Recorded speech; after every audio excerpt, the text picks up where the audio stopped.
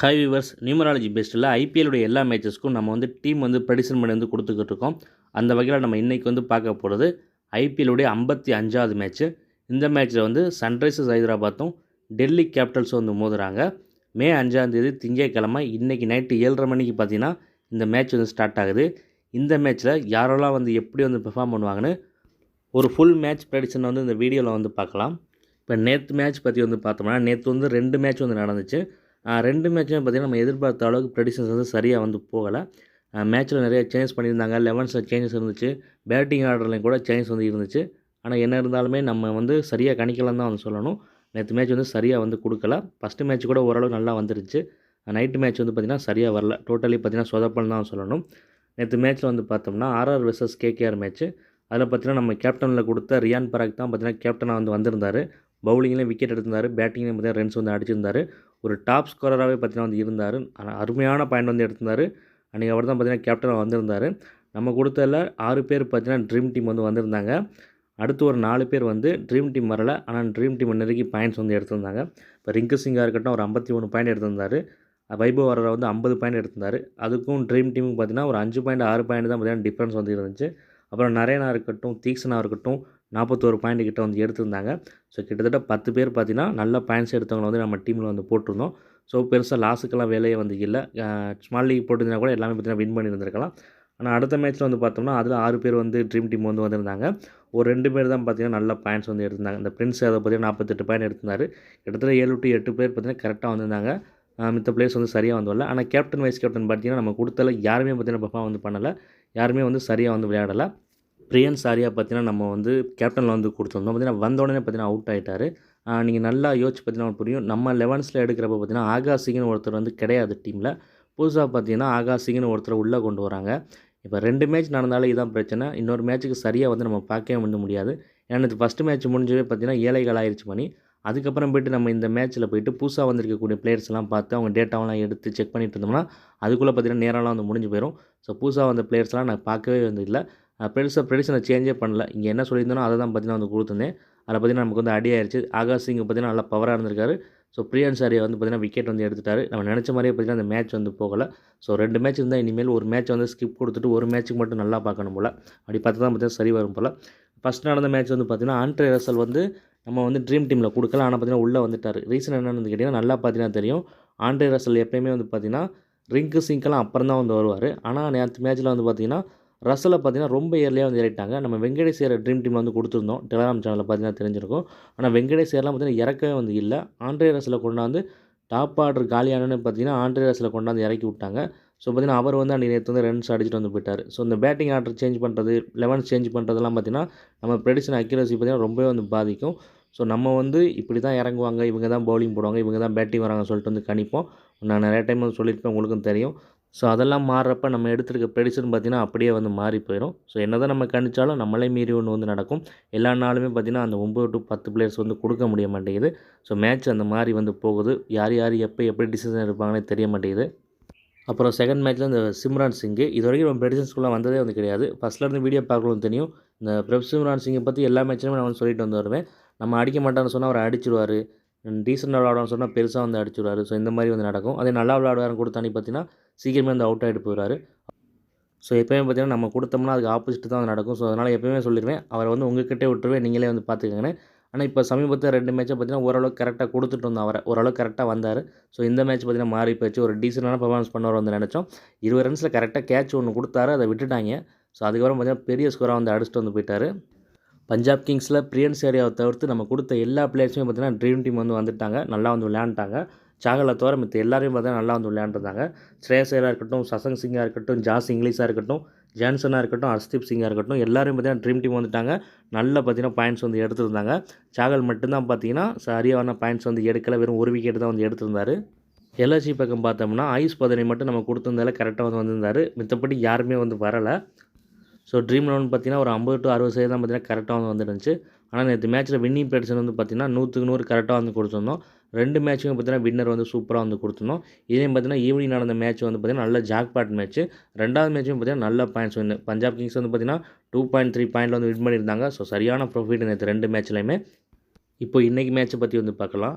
Match 55 மே 5 5/5/2025 5-1 combination. இன்றைக்கி பார்த்தீங்கன்னா முழுக்க புதனோட ஆதிக்கத்திலே பார்த்தீங்கன்னா எல்லாமே வந்து இருக்குது.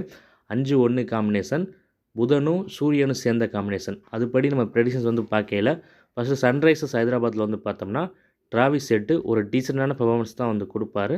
அடுத்து பார்த்தோம்னா அபிஷேக் சர்மா இந்த மேட்ச்சு நல்லா விளையாடுறதுக்கான வாய்ப்பு வந்து இருக்குது. அபிஷேக் சர்மா கிட்டேருந்து 30+ ரன்ஸ் வந்து எதிர்பார்க்கலாம். அடுத்ததாக இசான் கிஷன் 25 to 30 ரன்ஸ் அடிக்கிறதுக்கான வாய்ப்பு இருக்குது. அடுத்ததாக ஹென்ரிச் கிளாசன் ஓரளவுக்கு நல்லா விளையாண்டுருவார். ஒரு ட்ரீம் டீம் வர்றதுக்கான பாயிண்ட்ஸ் வந்து எடுத்துருவார். அடுத்ததாக அனிகேட் வர்மா அவருக்கு கொஞ்சம் சுமாராக இருக்கிறதுக்கான வாய்ப்பு வந்து இருக்குது. அடுத்ததாக நிதிஷ்குமார் ரெட்டி போன மேட்ச் எப்படி லாஸ்ட்டில் வந்து கொஞ்சம் ரன்ஸ் வந்து அடித்தாரோ அதே மாதிரி அடிக்கிறதுக்கான வாய்ப்பு வந்து இருக்குது. அடுத்ததாக குசல் மெண்டிஸ் பவுலிங் போகிறப்போ ஒரு விக்கெட்டும் கமிண்டு மெண்டிஸ் பவுலிங் போகிறப்போ ஒரு விக்கெட்டும் பேட்டிங்கில் ஒரு 25 ரன்ஸும் அடிக்கிறதுக்கான சான்ஸ் வந்து இருக்குது. அடுத்ததாக பேட் கமின்ஸ் 2 விக்கெட் எடுக்கிறதுக்கு வாய்ப்பு இருக்குது.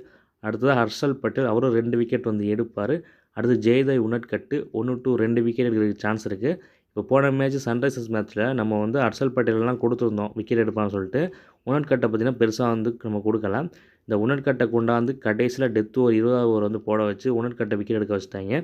அன்றைக்கி யாருக்குமே பார்த்திங்கன்னா கமின்ஸ் வந்து ஒழுங்காக வந்து பவுலிங்கே வந்து கொடுக்கல. ஒழுங்காக பவுலிங் கொடுத்தா அன்றைக்கி எல்லாரையும் வந்து நல்ல விக்கெட்ஸ் வந்து எடுத்திருப்பாங்க.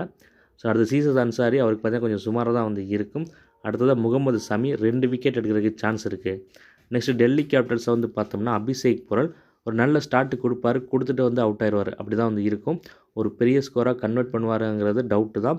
அடுத்ததாக ஃபேப் டூ பிளஸஸ் ஒரு 30+ ரன்ஸ் அடிக்கிறதுக்கு வாய்ப்பு இருக்குது. அவருக்கு பார்த்தீங்கன்னா நல்லா வந்து இருக்கும். அடுத்தது கருண் நாயர் ஒரு 25 ரன்ஸ் அடிக்கிறதுக்கு தான் சான்ஸ் இருக்குது. அடுத்தது கேஎல் ராகுல் ஒரு டீசெண்டான பெர்ஃபார்மன்ஸ் தான் வந்து கொடுப்பாரு.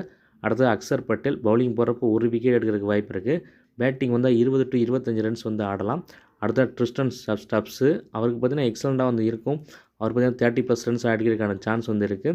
இப்போ லோ ஆர்டர் பேட்ஸ்மேன்லாம் நம்ம எப்படி கேப்டன் வைஸ் கேப்டன் கொடுக்குறதுக்கு யோசிக்க வேண்டியது இருக்குது. ஏன்னா அவங்கள ஒரு சில நேரம் பேட்டிங்கே வர மாட்டுறாங்க. ஸோ வந்தாலுமே பார்த்தீங்கன்னா கடைசியில் வராங்க 5 ஓவருக்கு அப்புறம். அதுக்கப்புறம் அவங்களால எவ்வளோ ரன்ஸ் அடிக்க முடியும், அவங்க எப்படி கேப்டனாக வருவாங்கன்னு வந்து ஒன்றுமே வந்து புரியலை. அடுத்ததாக விப்ராஜ் நிகம் அவர் 2 விக்கெட் எடுக்கிறதுக்கு வாய்ப்பு இருக்குது. பவுலிங் போகிறப்போ பேட்டிங் வந்தாருன்னா 30 ரன்ஸ் அடிக்க வாய்ப்பு இருக்குது. போன மேட்ச்சில் பார்த்தீங்கன்னா நான் நிகமை வந்து விட்டுட்டேன். நிகமுக்கு நல்லா இருந்தாலுமே விட்டுட்டேன். ஏன்னா அவருக்கு வந்து பவுலிங்கே கொடுக்க மாட்டாங்க. ஒரு ஓவர் தான் வந்து கொடுக்குறாங்க. பேட்டிங் ரொம்ப லோ ஆர்டரில் வராகிறனால போன மேட்ச் இவரை நான் ட்ரீம் டீம் கொடுக்காம விட்டுட்டேன். அவருக்கு நல்லா இருந்துமே நான் ட்ரீம் டீம் கொடுக்கல. ரீசன் என்னென்னா இவங்க அவருக்கு ஆப்பர்ச்சுனிட்டியே கிடைக்கல. ஸோ கொடுக்க மாட்டாங்கன்னு சொல்லிட்டு விட்டேன். ஆனால் பார்த்தீங்கன்னா போன மேட்ச் அவருக்கு ஓவர் கொடுக்குறாங்க. அவர் பார்த்தீங்கன்னா 2 விக்கெட்டுக்கு மேலே வந்து எடுக்கிறாரு. ட்ரீம் டீமும் வந்து வராரு. ஸோ இதெல்லாம் என்ன பண்ணுறதுன்னு தெரில. ஸோ எப்படி நீங்கள் வந்து பார்த்துக்கங்க. இவங்க என்றைக்கு யாருக்கு ஓவர் கொடுப்பாங்க கொடுக்க மாட்டாங்கன்னு தெரிய மாட்டேங்குது. சாய் கிஷோர் எல்லாம் நான் ஒரு நல்ல பவுலர், விக்கெட் டேக்கிங் பவுலர், அவனுக்கு பார்த்தீங்கன்னா ஓவரே கொடுக்காம வச்சுருக்காங்க. கடைசியில் 20வது ஓவர் தான் கொடுக்குறாங்க எல்லா மேட்சும். அவரை எதுக்கு டீமில் கூப்பிட்டு வராங்க? அந்த ஓவரை வேறு யாருக்கா கொடுத்துட்டு சாய் கிஷோரை ட்ராப் பண்ணிடலாம் பேசாமல். அது எதுக்கு அவனை டீமில் வச்சுருக்கிறாங்கன்னு தெரியலை. அடுத்ததாக பார்த்தோன்னா அபிஷேக் சர்மா அஸ்டோஸ் சர்மா வந்து எக்ஸலண்ட்டாக வந்து இருக்கும். கடைசியில் வந்தாலும் சரி எப்போ வந்தாலுமே ஒரு 30+ ரன்ஸ் அடிக்கிறதுக்கான வாய்ப்பு வந்து இருக்குது. அடுத்ததாக மிச்சல் ஸ்டார்க்ஸு நல்ல விக்கெட்ஸ் எடுக்கிறதுக்கான வாய்ப்பு இருக்குது. 2 விக்கெட் வரைக்கும் அவர்கிட்ட எதிர்பார்க்கலாம். அடுத்து துஷ்மந்தக் சமீரா 1 to 2 விக்கெட் எடுக்கிறதுக்கு வந்து வாய்ப்பு இருக்குது. அடுத்ததாக குல்தீப் யாதவ் 2 விக்கெட் வந்து எடுப்பார். அடுத்ததாக முகேஷ் குமார் 1 விக்கெட் எடுக்கிறதுக்கு சான்ஸ் இருக்குது. இப்போ 2 டீம்லையும் சேர்த்து யாரெல்லாம் வந்து எப்படி வந்து பெர்ஃபார்ம் பண்ணாங்கன்னு வந்து பார்த்தோம். நெக்ஸ்ட் யாரெல்லாம் ட்ரீம் டீம் வர்றதுக்கு சான்ஸ் இருக்குது அப்படின்னு வந்து பார்க்கலாம். அதுபடி பார்க்குறப்போ Abhishek Sharma, Heinrich Klaasen, Kamindu Mendis, Pat Cummins, Harshal Patel, Mohammed Shami, Faf du Plessis, Tristan Stubbs, Vipraj Nigam, Ashutosh Sharma, Mitchell Starc, Kuldeep Yadav இவங்கெல்லாம் பார்த்தீங்கன்னா ட்ரீம் டீம் வர்றதுக்கு பாசிபிலிட்டி இருக்கக்கூடிய பிளேயர்ஸ். நெக்ஸ்ட் யாரெல்லாம் ஒரு டீசெண்டான பெர்ஃபார்மன்ஸ் கொடுப்பாங்க அப்படின்னு வந்து பார்க்கலாம். அதுபடி பார்க்குறப்போ Travis head, Ishan Kishan, Nitish Kumar Reddy, Jaydev Unadkat, Abhishek Porel, KL ராகுல், அக்சர் பட்டேல், துஷ்மந்தா சமீரா இந்த டீசெண்டாக பெர்ஃபார்மன்ஸ் பண்ணுவாங்கன்னு சொல்லக்கூடிய பிளேயர்ஸு ஃபஸ்ட் பேட்டிங் செகண்ட் பேட்டிங்கை பொறுத்து சுத்தமாக விளையாடாமையும் போவாங்க, நல்லா விளையாடுறதுக்கான வாய்ப்பு வந்து பெறுவாங்க. ஸோ அதெல்லாம் நான் வந்து டெலிகிராம் சேனலில் வந்து அப்டேட் வந்து பண்ணுறேன். டெலிகிராம் சேனல் யாருன்னு ஜாயின் பண்ணாமல் வந்துருந்தீங்கன்னா டிஸ்கிரிப்ஷனில் வந்து லிங்க் கொடுத்துருக்கேன். அதில் போய்ட்டு வந்து ஜாயின் பண்ணிக்கோங்க. புதுசாக வரக்கூடிய பிளேயர்ஸுக்கு யாருக்கும் நல்லா இருக்கும் பட்சத்தில் நான் அதில் அப்டேட் வந்து பண்ணுவேன். ஸோ அதெல்லாம் பார்க்குறதுக்கு மறந்துடாமல் டெலிகிராம் சேனல் வந்து ஜாயின் பண்ணிக்கோங்க. வீடியோ பார்க்குற ஒவ்வொருத்தரையும் பார்த்தீங்கன்னா டெலிகிராம் சேனலில் டாஸ் போட்டதுக்கப்புறம் நான் அதுக்கப்புறம் என்ன ஃபைனல் 11s வந்து வழங்குறேங்கிறத பார்த்துக்கோங்க. வெறும் வீடியோ மட்டும் பார்த்துட்டு வந்து டீம் வந்து போடாதீங்க. அப்புறம் நான் சொல்லக்கூடிய மெத்தட்ஸ் வந்து எதுவும் மாற்றணுமா இல்லை வேறு மாதிரி இது சொல்லணுமா அதெல்லாம் வந்து கமெண்டில் வந்து சொல்லுங்கள். உங்களுக்கு எப்படி வேணுமோ அப்படி வந்து சொல்லுங்கள். இப்போ நம்ம சொல்லிகிட்டு இருக்கிறது ஓகேனா அப்படியே வந்து போகலாம். எதுவும் மாற்றணுன்னா கூட மாற்றிக்கலாம். ஸோ என்னங்கிறத கமெண்டில் வந்து சொல்லுங்கள் ஒவ்வொருத்தருமே. மேட்ச்சுக்கான வின்னிங் ப்ரெடிக்ஷன்ஸ் வந்து வேணுங்கிறவங்க டெலகிராம் ஐடி வந்து டிஸ்கிரிப்ஷனில் வந்து இருக்குது. அதுக்கு வந்து டாஸ் போடுறதுக்கு முன்னாடியே வந்து மெசேஜ் பண்ணி சொல்லிடுங்க வின்னிங் ப்ரெடிக்ஷன்ஸ் வேணும்னு. டாஸ் போட்டதுக்கப்புறம் யாருமே வந்து வராதீங்க. நெக்ஸ்ட்டு யாரை வந்து கேப்டன் அண்ட் வைஸ் கேப்டன் போடலாம் அப்படின்னு வந்து பார்க்கலாம். அதுபடி பார்க்குறப்போ Abhishek Sharma, Harshal Patel, Faf du Plessis, Kuldeep Yadav இவங்களெல்லாம் கேப்டன் அண்ட் வைஸ் கேப்டனாக போட்டு நான் சொன்னதெல்லாம் வச்சு ஒரு டீம் வந்து ஃபார்ம் பண்ணி வந்து போட்டிங்கன்னா ஒரு நல்ல ப்ரைஸ் வந்து வின் பண்ணலாம் நீங்கள். அப்புறம் முக்கியமாக ஒன்று வந்து மறந்துடாதீங்க, நம்ம இப்போ சொல்லியிருக்கிறதுங்கிறது ஒரு பொதுவான ப்ரெடிக்ஷன் தான். எந்த டீம் ஃபஸ்ட் பேட்டிங் பிடிக்கிறாங்க, எந்த டீம் செகண்ட் பேட்டிங் பிடிக்கிறாங்கிறத பொறுத்து இந்த ப்ரெடிக்ஷனில் பார்த்தீங்கன்னா சேஞ்சஸ் வந்து இருக்கும். அப்புறம் நம்ம இப்போ சொல்லியிருக்கக்கூடிய ப்ரெடிக்ஷனுங்கிறது இப்போ நம்ம சொன்ன இந்த 22 பிளேயர்ஸை மட்டும் வச்சு எடுத்த ப்ரெடிக்ஷன் தான். இதில் சேஞ்சஸ் வரும் பட்சத்தில் இந்த ப்ரெடிக்ஷனுடைய அக்யூரஸிங்கிறது கம்மியாகிறதுக்கான சான்ஸ் வந்து இருக்குது. அதாவது நம்ம விளையாடுவாங்கன்னு சொன்ன பிளேயர் விளையாடாமல் போவாங்க, விளையாட மாட்டாங்கன்னு சொன்னவங்க விளையாடுவாங்க. ஸோ இதெல்லாம் வந்து நடக்கும். இப்போ நேற்று பிரியன் சாரியாவுக்கு நடந்த மாதிரி ஆகாஷ் சிங்னு ஒருத்தர் உள்ளே வந்து பார்த்திங்கன்னா அவர் விக்கெட்டை வந்து எடுத்துகிட்டு வந்து போயிட்டார். அவர் பார்த்திங்கன்னா நம்ம ப்ரெடிக்ஷன் எடுக்கிறப்போ 11ஸில் வந்து இல்லை, ஆனால் புதுசாக உள்ளே கொண்டு வராங்க. அவரோட டேட்டா கூட என்கிட்ட கிடையாது. அந்த இருக்கக்கூடிய 5 நிமிஷத்தில் பார்க்கவும் முடியாது. அதுக்கப்புறம் நம்ம எப்படி பார்த்து செக் பண்ணுறது? நான் கூட நினச்சேன் அவரை மிடில் எதுவும் ஓவரில் கொண்டு வருவாங்கன்னு சொல்லி நினச்சேன். ஆனால் பார்த்தீங்கன்னா ஒரு ஓப்பனிங் ஸ்பெல்லே பார்த்தீங்கன்னா ஆகாஷ் சிங்கை போட வச்சு விக்கெட் எடுத்து விட்டாங்க. ஸோ நல்லா புரிஞ்சுக்கிட்டு நல்லா டீம் போட்டு நல்லா வந்து வின் பண்ணுங்கள்.